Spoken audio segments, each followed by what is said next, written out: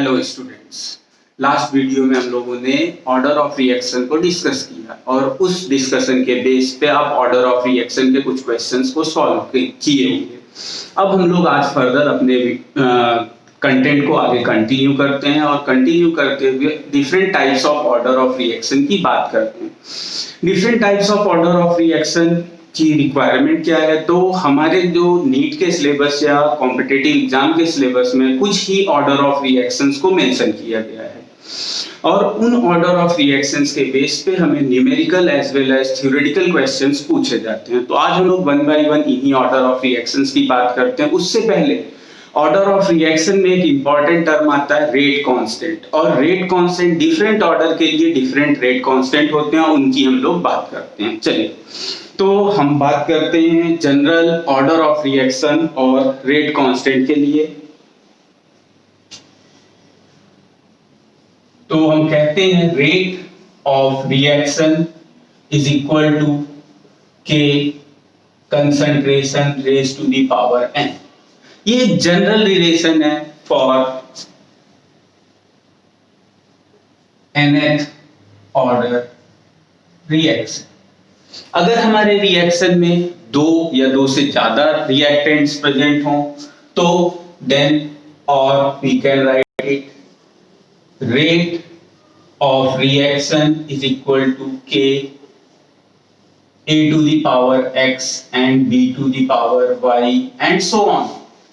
अगर दो या दो से ज्यादा रिएक्टेंट हैं, in this case order that is हम कहें ऑर्डर को हमने सपोज किया क्या है, तो ऑर्डर को हमने एज्यूम किया है हमारा ऑर्डर होता है n, तो n हो जाएगा x प्लस y और इससे हम कैलकुलेट करते हैं।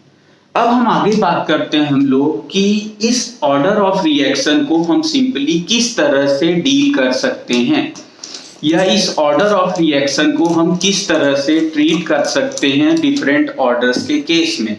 तो हम इस n की वैल्यूज के बिहाफ पे वेरियस काइंड के ऑर्डर्स को हमें पढ़ना होता है। सबसे इंपॉर्टेंट दो ऑर्डर ऑफ रिएक्शंस हैं, एक है जीरो ऑर्डर रिएक्शन, दूसरा है first order reaction.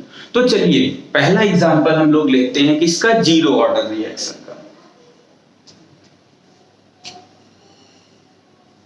Zero order reaction, अगर हमने कहा कि रिएक्शन कौन से ऑर्डर का है, जीरो ऑर्डर का है, तो जीरो ऑर्डर के रिएक्शन होने का क्या मतलब होता है, दैट मींस अगर आप यहीं पे देखें तो n इज इक्वल टू क्या होगा, जीरो। अगर हम कहें n इक्वल टू जीरो है तो आप लिखेंगे rate of reaction is equal to k concentration term की पावर जीरो, और ये आपका हो गया equal to k।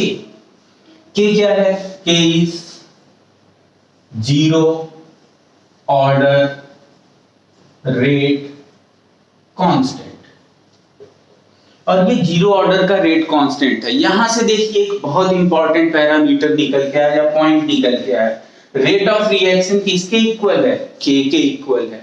That means आपको पहला पॉइंट यहां से मिला कि rate of reaction independent of concentration of reactant. अगर किसी भी रिएक्शन में कभी भी आपको किसी भी एक्सपेरिमेंटल डेटा में या कहीं भी ये मेंशन है कि on changing the concentration rate of reaction does not changes, और the effect of changing concentration on the rate of reaction is negligible, in that case we consider or we conclude that the rate of reaction with respect to that reactant is independent. That means the order with respect to that reactant is zero. तो rate of reaction क्या है, independent है अगर concentration से, that means concentration double कर रहे हैं, triple कर रहे हैं, 4 टाइम्स कर रहे हैं, 5 टाइम्स कर रहे हैं, but change in rate of reaction is nothing, there is no change in rate of reaction. In that case we conclude that order with respect to that reactant will be zero. अब यहीं पे एक छोटा point आप और निकाल सकते हो कि order with respect to excess reactant is 0। अगर कोई रिएक्टेंट एक्सेस में हो तो उसकी कंसंट्रेशन में चेंज होने से कोई इफेक्ट रेट ऑफ रिएक्शन पे नहीं पड़ता। यही मतलब उसी बात पे आप आ गए कि कंसंट्रेशन में चेंज किया, रेट ऑफ रिएक्शन पे चेंज नहीं हुआ, तो इसका मतलब उसके रिस्पेक्ट में ऑर्डर क्या हो गया, 0। अब अगर आप इसी रिलेशन के बिहाफ पे हम इसे rate of reaction versus concentration में ग्राफिकली रिप्रेजेंट करना चाहते हैं तो हमें ग्राफ क्या मिलेगा, तो रेट ऑफ रिएक्शन अगर हम इस एक्सिस पे ले लें, यहां हमने लिया रेट और यहां हमने ले लिया कंसंट्रेशन, ठीक, तो आपको क्या मिलेगा, ये कांस्टेंट ग्राफ होगा। That means rate of reaction constant है, कंसंट्रेशन हम बढ़ा रहे हैं या घटा रहे हैं, इस रिएक्शन के रेट पे कोई भी इफेक्ट नहीं पड़ रहा। अब सेकंड पैरामीटर की बात करते हैं कि इस रेट कांस्टेंट की हमारी यूनिट क्या होगी। तो नेक्स्ट पॉइंट आता है यूनिट ऑफ रेट कांस्टेंट क्या आएगा, तो is equal to unit of K, unit of rate of reaction। Unit of rate constant K की यूनिट किसके बराबर होगी, तो unit of rate of reaction के। और रेट ऑफ रिएक्शन की यूनिट तो आपने निकाली है, आपको याद भी होगी, तो unit of rate of reaction क्या होती है, mole litre inverse second inverse. That means इसकी unit mole litre inverse second inverse. इन सम न्यूमेरिकल्स और सम क्वेश्चंस हमें क्या दिया होता है, रेट कांस्टेंट की वैल्यूज गिवन होती हैं और ये मेंशन नहीं होता कि ये रेट कांस्टेंट ये डेटा कौन से ऑर्डर को बिलोंग करता है। In that cases by seeing visualizing these units we can conclude that this is the first order reaction और जीरो ऑर्डर रिएक्शन। यहां तक हम लोग बात की है, अब हम लोग फर्दर आगे डिस्कस करते हैं।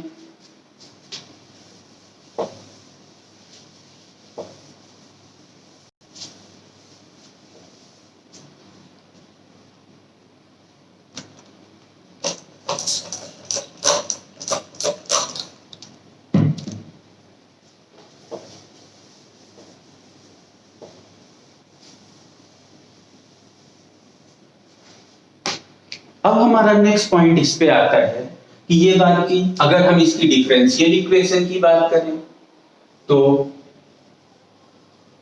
डिफरेंशियल इक्वेशन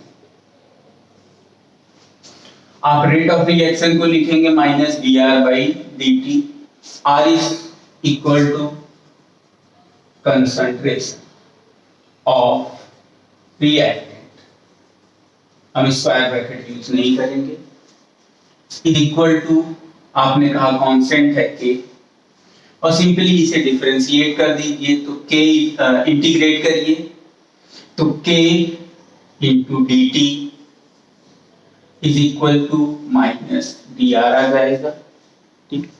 लिमिट अप्लाई कर दीजिए 0 से t के लिए, r0 से r के लिए।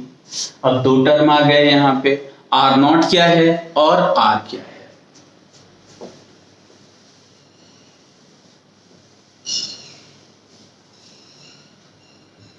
तो R0 इनिशियल कंसंट्रेशन,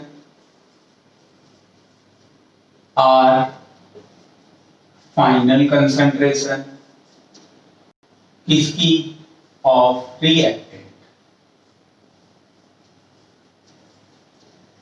बस अब हमें इसको सॉल्व करना है, तो सॉल्व करेंगे, आपको रिलेशन मिला k is equal to R0 minus R divide by T। और यहां से भी अगर आप चाहें तो अगर आप यहां पे कैलकुलेशन करेंगे तो फिर से देखिए यूनिट वही आएगी, ऊपर कंसंट्रेशन टर्म है, नीचे टाइम है, तो concentration upon time, that means rate of reaction की यूनिट हो गई कंसंट्रेशन अपॉन टाइम। आगे बात करते हैं, अगर हम इससे एक स्टेप पहले लें, R0 minus R is equal to KT, और इसे एज्यूम करें y एक्सिस पे और दूसरे को एज्यूम कर लें x एक्सिस पे, तो ये ग्राफ आपको कुछ कैसा मिल जाएगा।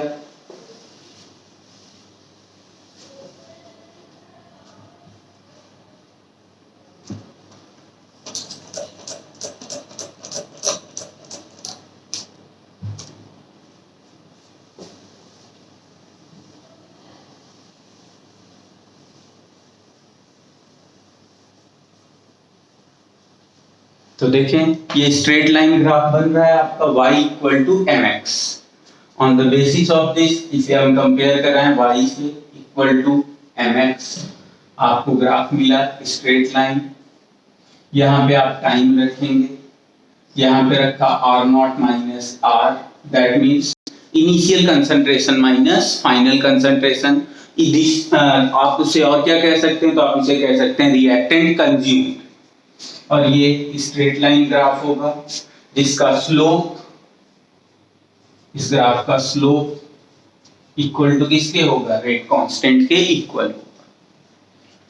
फिर यहीं पे एक टर्म और आ जाता है आपका कि फॉर अ रिएक्शन, अगर कंसीडर किया रिएक्शन A गिव्स B और हमने इसे कहा ये जीरो ऑर्डर है, तो इस रिएक्शन के लिए R0 माइनस R क्या होगा, R0 minus R is equal to reactant consume, या इसी को आप कह सकते हैं, देखिए जितने मोल A कंज्यूम होगा उतने ही मोल B फॉर्म होगा, तो आप इसे लिख सकते हैं प्रोडक्ट फॉर्म, इसके भी इक्वल। इन दैट केस आपका ये R0 माइनस R प्रोडक्ट के भी इक्वल हो सकता है, तो हम इसी को रिलेशन को लिख सकते हैं कि for this particular case K equal to change in concentration of product divide by time. आप इससे भी कैलकुलेट कर सकते हैं। बहुत सारे क्वेश्चंस में आपको रिएक्टेंट की इनिशियल फाइनल कंसंट्रेशन नहीं पूछता, वो उस क्वेश्चन में हमसे पूछ लेते हैं कि प्रोडक्ट की फाइनल कंसंट्रेशन टी टाइम पर कितनी होगी। बट अगर आप इसी को थोड़ा सा और एनालाइज करें और अच्छे से देखें, तो अगर हम इस इक्वेशन को चेंज कर दें तो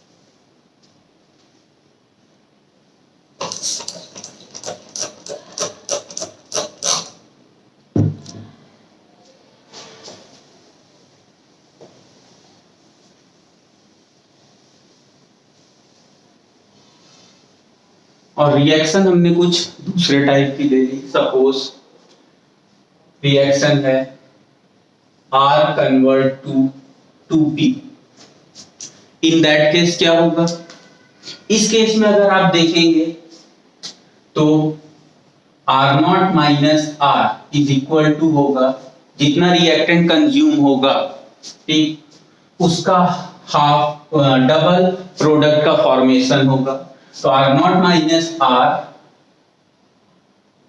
इज इक्वल टू P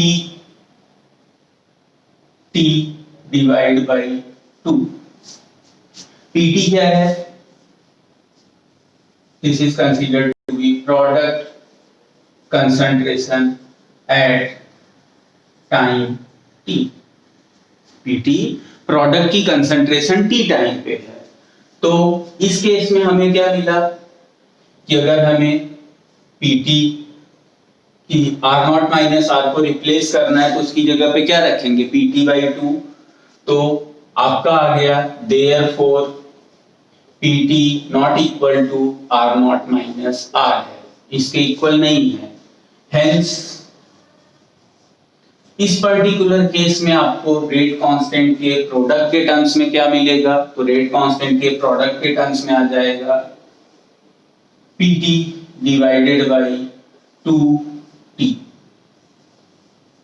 इसे करने का मतलब क्या था? तो इसको करने का हमारा पर्पस ये था कि ये रिलेशन हम ज्यादातर हमारे पास यही रिलेशन होता है कि रिएक्टेंट और प्रोडक्ट के स्टोइचियोमेट्रिक कोफिशिएंट इक्वल होते हैं।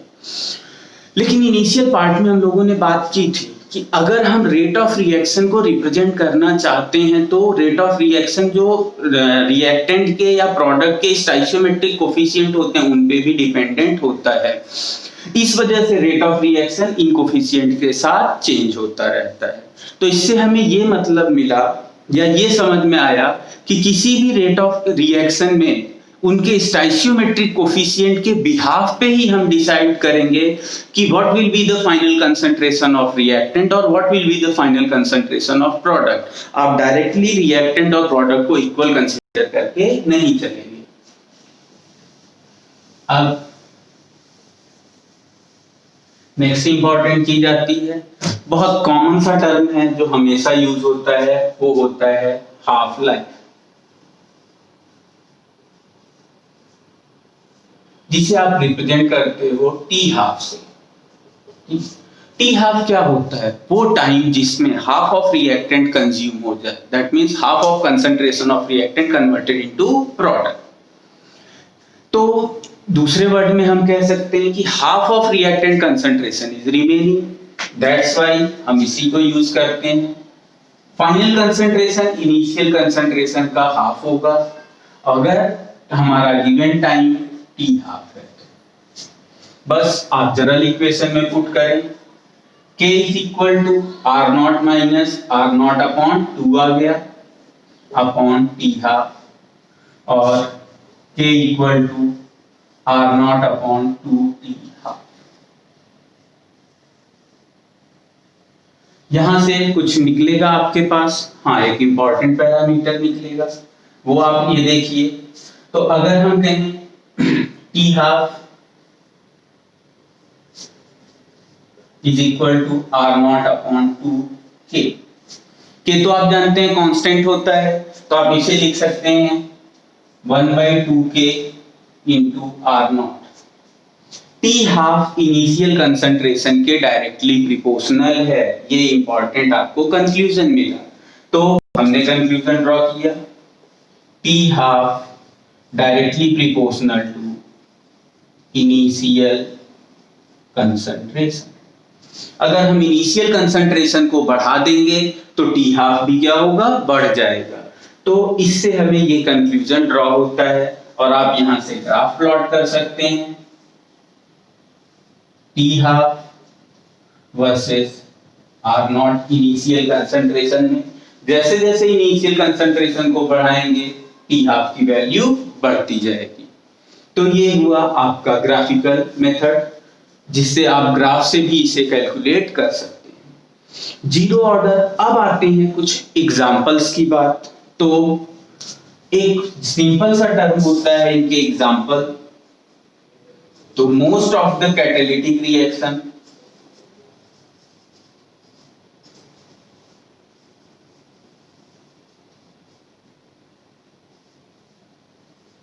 belong to zero order. अब मैं आपको इसे समझाता हूं कि ऐसा क्यों है। तो कैटालिटिक रिएक्शन है तो आप किसी भी रिएक्शन में कैटलिस्ट क्या यूज करते हैं? तो catalyst are the substances which alters rate of reaction and utilize in very small quantity. Small quantity में हम रिएक्शन में जिन्हें यूज करते हैं उन्हें हम कहते हैं कैटलिस्ट। और वो जो रिएक्शन की रेट ऑफ रिएक्शन को क्या करते हैं? इंक्रीज करा देते हैं। तो that means catalyst small quantity में रिएक्शन में यूज होता है और स्मॉल क्वांटिटी में यूज होता है, दैट इसका मतलब कैटलिस्ट कम है और रिएक्टेंट क्या है? ज्यादा। और थोड़ी देर पहले हम लोगों ने एक कंक्लूजन ड्रॉ किया था कि अगर जो रिएक्टेंट एक्सेस में होता है उसके रिस्पेक्ट में ऑर्डर क्या होता है? जीरो। इस वजह से उस कैटालिटिक रिएक्शन में rate of reaction with respect to reactant क्या हो जाता है? जीरो। तो हम उसे क्या बोलते हैं? जीरो ऑर्डर रिएक्शन कहते हैं। इस तरह से आप जीरो ऑर्डर रिएक्शन के बहुत सारे क्वेश्चंस को सॉल्व कर सकते हैं ग्राफिकली या फिर आप इनको कैलकुलेट कर सकते हैं फॉर्मूला बेस। चाहे आपसे रेट कांस्टेंट पूछे, चाहे उनकी हाफ लाइफ पूछे, जो भी पूछेगा आप उसको फॉर्मूले से कैलकुलेट कर सकते हैं। नेक्स्ट वीडियो में हम लोग डिस्कस करेंगे फर्स्ट ऑर्डर रिएक्शन और उसके कुछ एग्जांपल्स की बात करेंगे, उनके ग्राफिकल मेथड्स की बात करेंगे। तो उसे और न्यूमेरिकली फर्स्ट ऑर्डर ज्यादा इंपॉर्टेंट है as compare to zero order के। Thank you.